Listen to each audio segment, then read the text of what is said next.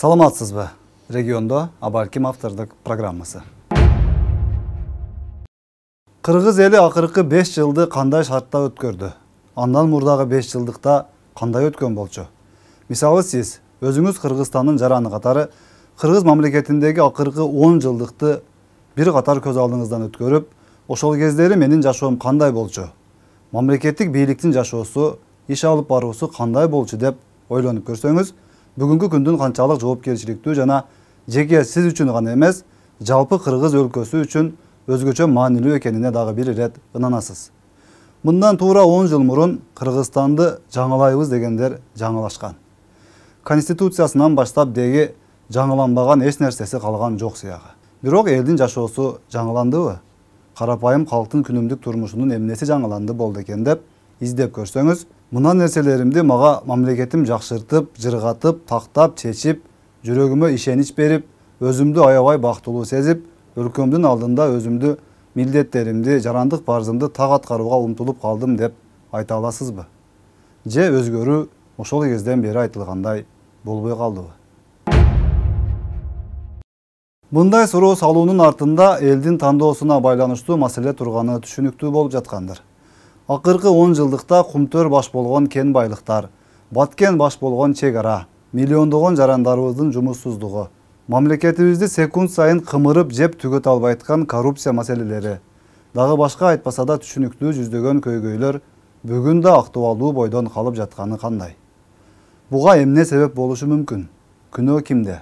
Анан эми дагы ушул шартта кете берчи болсо, акыры кандай болуп аякташы мүмкүн?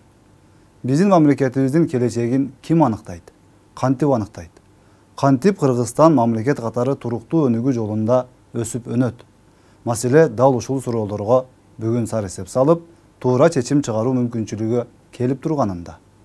Мекендешим, ушул айтылган суроолордун баарына жоопту бүгүн сен бересиң. Буга чейин бийлик, өкмөт, ак үй, көк үй тараптагылар эмне кылган болсо дагы, анын баары бүгүн эми тарых. Алардын жоопкерчилиги өзүнчө маселе. Бирок бүгүн сен Кыргызстандын эртеңи үчүн түздөн-түз жоопкерчиликтүү абалга келдиң. Демек, баягы эле эл, баягы эле кадырман калайык өзүнүн күчүн көрсөтүшү өзгөчө зарыл болгон учурда турабыз. Шайлоо өнөктүгү башталар алдында турат. Бул деген сөз катуу айтканда, маңкурттарча ойлоп караганда, шайлоочуга 1000 сомдук же ашып барса 2000 сомдук оомат келди дегенди түшүндүрөт. Сиз ушул акчага бүтүндөй бир үйүңүздү, мамлекетиңизди сатууга барсаңыз, анда сиз менен шайлоо, мамлекет, мекен, келечек тууралуу сүйлөшүүнүн кажети жок экенин талассыз.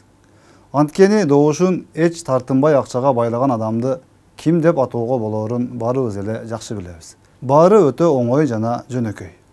Сиздин добушуңузду сатып алууга келген адам демек, ал өзү саткын дегенди түшүндүрбөйбү? Сиз ага добуш саткан болсоңуз, демек, сиз да саткын болуп калуудан сактаныңыз. Куттуу кыргыз жери, сиз туулуп өскөн бул бейиштей болгон мекенге кыянаттык кылбаңыз деп чакырабыз. Парламентке татыктуу мекенчил уул кыздарыңызды тандап, чын дилиңиз менен добушуңузду берип, ар намысыңыз менен, ак ниетиңиз менен, ак батаңыз менен Кыргызстаныбыз эми Кыргыз эли жери үчүн жүрөгү күйгөн депутаттардын колуна өтсүн десеңиз, анда бүгүн туура чечим кабыл алышыбыз зарыл. Мындай мыйзамдуу мүмкүнчүлүктү колдон чыгарып, арзыбаган бийликке же 1-2 тыйын акчага алмашып салсак, анда тарых бизди кечирбеши бышык.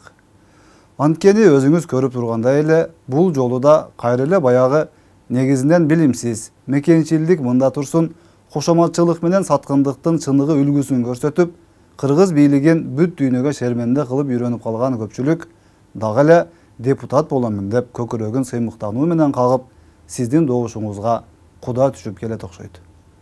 Айла жок, укугу бар, келе берсин.